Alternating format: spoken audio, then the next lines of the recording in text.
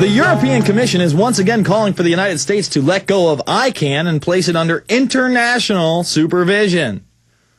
The future is internet governance. It should reflect the key role that the global network has come to play for all countries. Oh, so we should just have censorship like China and Iran and Australia and Canada. That's what we should have. We should have open internet censorship. They should decide what's healthy for my brain internationally under global government. Woo! ICANN, which we described before, is a California-based nonprofit group that oversees the Internet's address system. It currently operates under a joint project agreement with the United States government, which expires at the end of September 2009. And I think it's this deregulation after 2009, the contract expires, and that's where this guy thinks that we'll be charged exuberant amounts of money for certain domain names. It's an appropriate time, therefore, for the EU to review the progress of the ICANN to date and to identify what changes, if any, may be desirable. Well, they say right here they want global government for the Internet. That's a pretty big change, isn't it? ICANN operate under a private sector authority for day-to-day Internet management, but ultimately could be properly accountable to the international community as a whole. They wanted to have an alternate mechanism to ensure multilateral accountability. You don't think it's about globalism, folks? You don't think it's about a new world order? I sit here, I read you 2 articles entitled The New World Order. I sit here and tell you articles about the European Union wanting global government for the Internet. I sit here and talk about BRIC, B-R-I-C, which is Brazil, Russia, India, and China, trying to drop the dollar as the native currency. In other words, the reserve currency. It's already on its way out. In fact, let's get to these 2 stories, and then we're going to go to calls. Dollar falls, this is out of Bloomberg, as economic outlook prompts demand for high yields. Really? Dollar's falling? Couldn't believe it. June 19th. There it is right there. And Canadian currency heads for a weekly drop as attraction fades. So Canadian dollar, United States dollar in the pits. Meanwhile, the Mexican peso probably gaining some ground. Remember, they want to level the playing field for that North American Union currency, whether it's an Amero or not.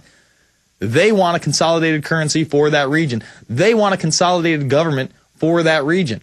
That's what the SPP agreements are about.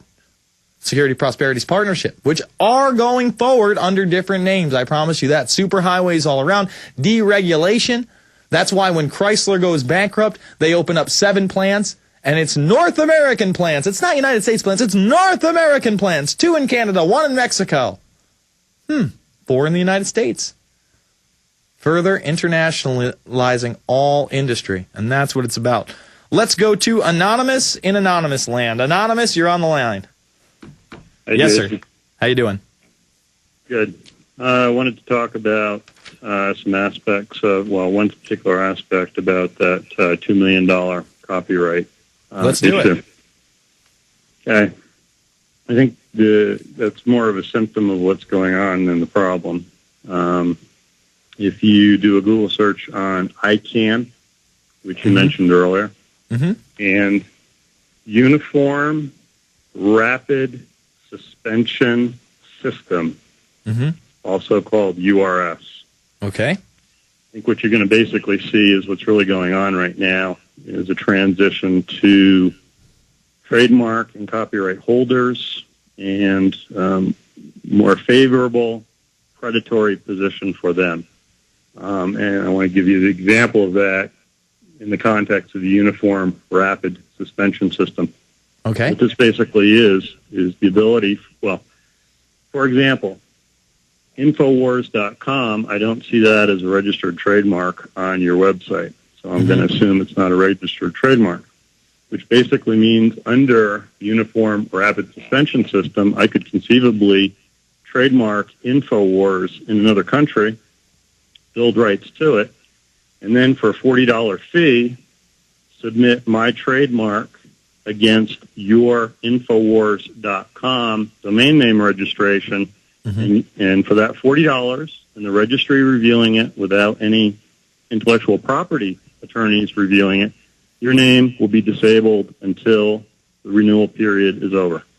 Well, you know what, and I've heard this before, and the thing is that it doesn't worry me as much because they're going to let people start doing different extensions other than .com, .net, .org, and .biz. They're going to let you do, if we wanted to, it could be Infowars.infowars or Infowars.war or whatever we want. In other words, people are going to be able to have, runningshoes.nike or trackjackets.nike or, shoes.adidas. So I'm not sure. I don't know if it will even matter because people, once they realize that Infowars.com isn't Infowars.com, they're going to go to whatever we put out there, and whether it's .infowars or not. The guy that called me up, I think it was like 2 or 3 weeks ago, that was worried about the ICANN thing, is that after September, he feels like the $40 fee is going to be a lot more in some cases. In other words, they're going to regulate it on the basis of whatever they want. It won't just be a flat fee for each website. They'll be able to charge whatever they want for high-profile domain names or whatnot, or ban them. I'm not so sure. I don't know enough about it. I read these things on air, and I look at it, and I'm pretty upset that they would want a European Commission or a global governance commission to regulate the internet internationally. I think that's a huge problem. But what do you think is going to happen exactly at the end of this September 2009 period with ICANN? Well, the two really dovetail together.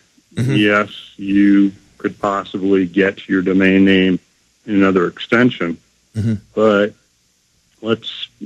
maybe this will be useful.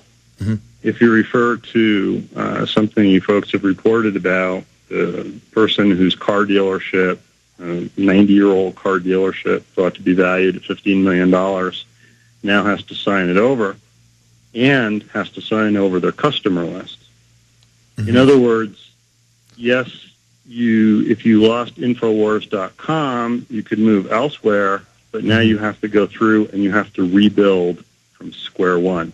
Mm-hmm. And so that is the problem. If you're just starting out and you have no traffic and nobody visiting your website, sure, who cares if you lose it? You have to go elsewhere. Mm-hmm. So since this is all attached to the value of the domain mm-hmm. and the resources that you put into building it, now it becomes a way of extorting it, either, as you had mentioned earlier, through a tax, adjusting the fee based on your usage of the domain, mm-hmm. and thus being able to tax commerce on the entire planet. See, that's more what I'm upset about. Like, if they put on a plan where they started taxing by traffic or notoriety or Alexa rating or something like that, that could be a big issue for me. And that might be the deregulation that happens in September 2009, is what you're telling me? Well, okay. You're looking for third parties for that information, but, and this will take a minute or so to explain, mm-hmm. Most people don't really understand how the internet works. Mm-hmm. ICANN has control. Okay, you may have heard the term root servers. Okay. Basically, there is root as in the root of a tree, and then as you go up the tree, you branch off, and those would be your top-level domains, mm-hmm. .com, .net, etc. ICANN and another organization control the root. ICANN controls the generic TLDs and the sponsored TLDs like Co-op and .museum, and then this other organization controls the CCTLDs, roughly speaking, like .touk, etc. ICANN places the appropriate entries in for those top-level domains, but ICANN, after that, does nothing with them. Those entries then tell your browser to go to the registry itself to find the record of where your website is located. So in other words, the registries themselves already have the information as to how much traffic your domain gets. And if you research it, you will find that this particular information is a very big deal, and there's been a lot of discussion in the past about selling that information for profit. Mm-hmm. So this is why the ability to bill based on usage exists in the system right now. It's pretty trivial to implement. Will it be implemented? My fear is, if one takes the view from 30,000 feet about what you and Alex Jones represents, then it's very difficult to not come to the conclusion that that's a very simple, trivial way for corporations to control and eliminate competition.